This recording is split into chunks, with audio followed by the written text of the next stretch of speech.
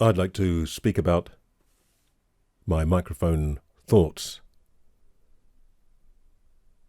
as they currently are. I've been planning on a video like this for some time, but I thought I'm in the mood, so this is kind of impromptu. I've written a few notes. I'm just going to get on with it, otherwise I might never do it. Where are we at as I see it? Well, areas for improvement, if possible, and maybe we're pushing the boundaries of physics and engineering. It seems to me that handling noise, talking about stage mics, mostly, really, handling noise is a pain.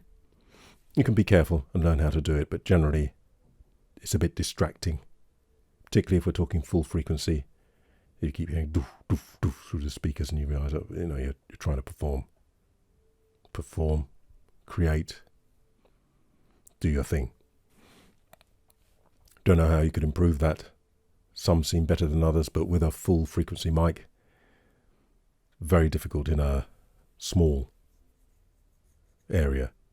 But if that can be better, great, without any detriment to the sound. So that could be improved, possibly.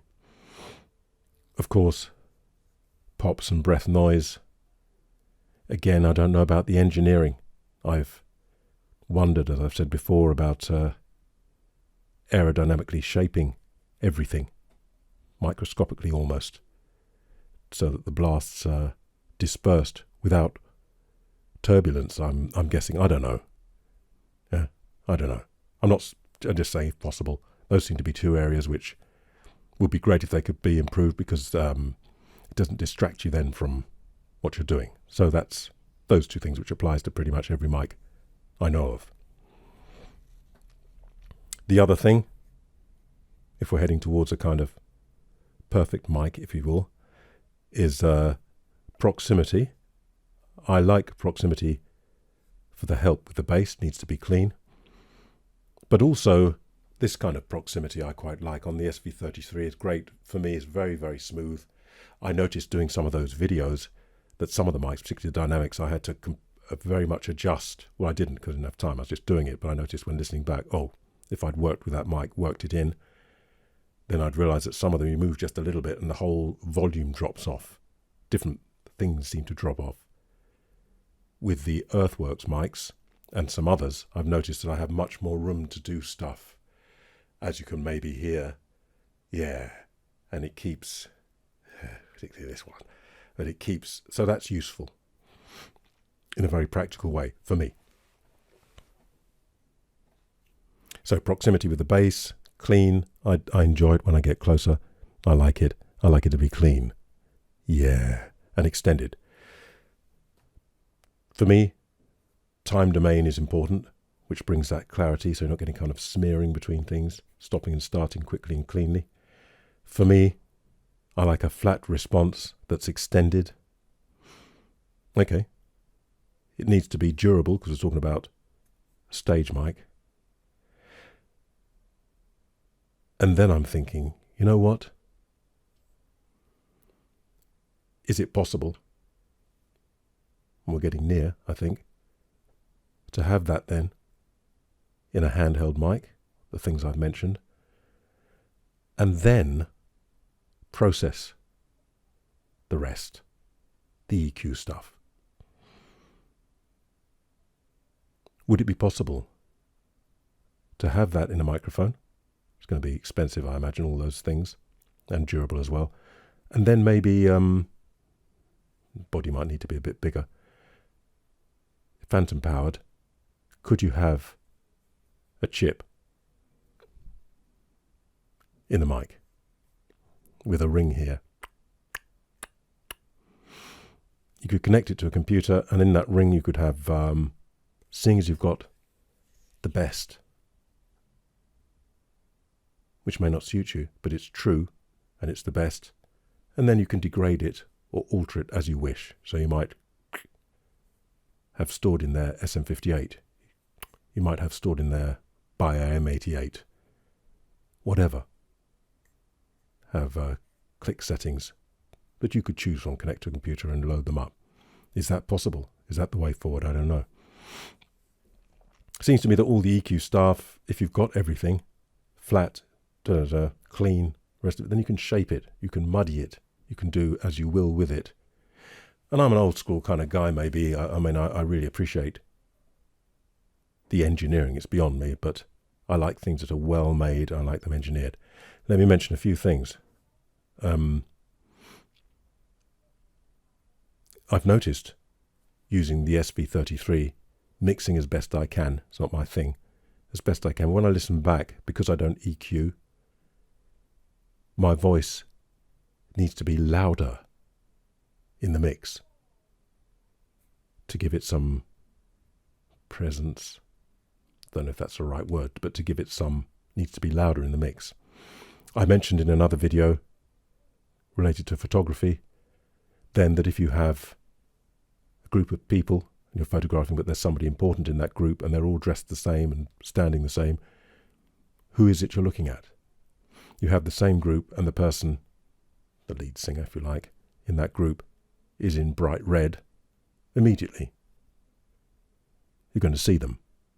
So to me, EQ is that accentuation. So you could do that with this, with processing. Why not? Then you've just got one mic for everybody. Because the problem is, you start shaping mics, and we get into, I'm going to say, if you like, the mess that we're in dealing with people and singers, is that I really don't know what to recommend. What? You'd have to try them. How can you try them? It's almost impossible. So why not have everything, and then you can try at your leisure with software. Even though I'm not really a software type of person, but I guess I am really. Why not? I ask myself.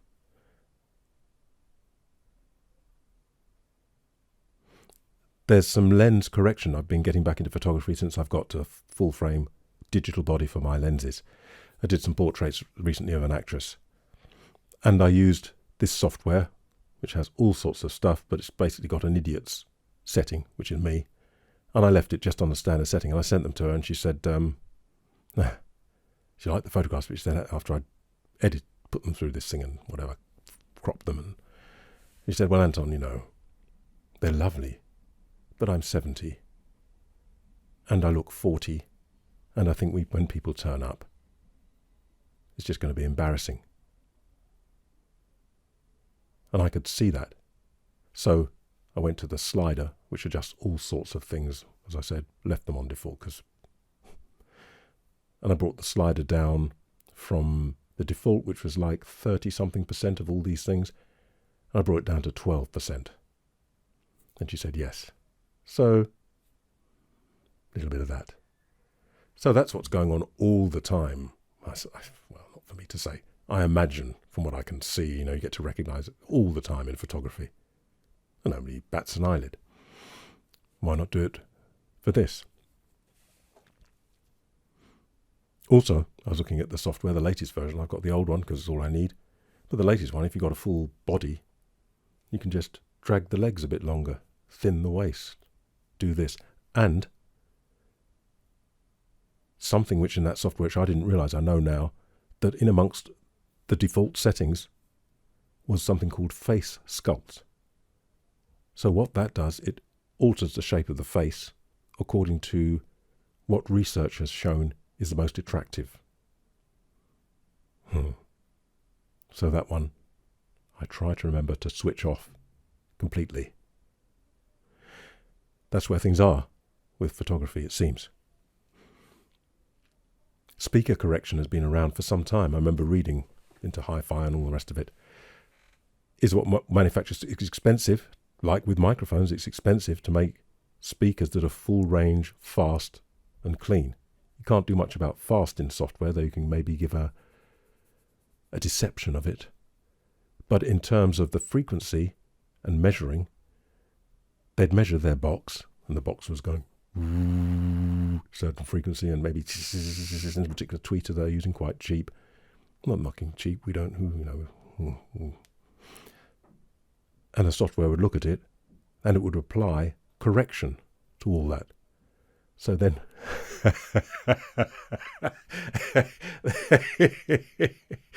Then when it was measured, my God, this speaker's flat.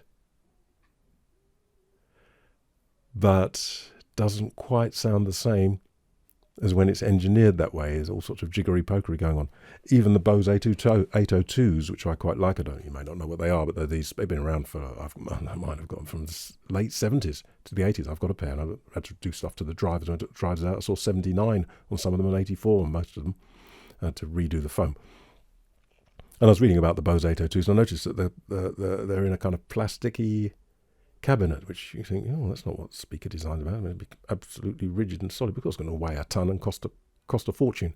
So what Bose did very cleverly was that they engineered that plastic to into their equalizers that they use, so the box was providing some of the bass, because the speakers excited the box, and the box produced a kind of, and when I listen I can hear, yes, a kind of plasticky in the low end. But it's good. It's not bad. I don't know then. The issue is, what am I to recommend? What are you to choose? You can't try them. You've got this, that, and the other. So I'm wondering, I've mentioned the two things which I don't think you can really process. I mean, if you've got handling noise, I don't see how you can get rid of that and not get rid of the bass. If you've got and blasting away and all, don't see how you can get rid of that without affecting the voice. So that, in terms of engineering, as good as you can get it. Well, actually everything as good as you can get it. And then you can shape for your particular purpose. And then there'll be incremental increases in engineering and technology, I'm sure. But generally, you've got a fast, flat, extended mic. You don't like that, plug it in, shape it like this, give yourself a bump there to suit your voice. After a while you think, oh, that's not quite right, just go back into the computer, move that, upload it into the mic on your setting 3 or whatever setting you want. Job done. If you don't want any of that, you switch it to 0 and you've got your fast, clean microphone.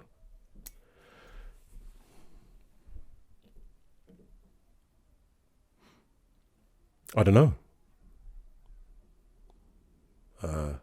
What do you think? Adios.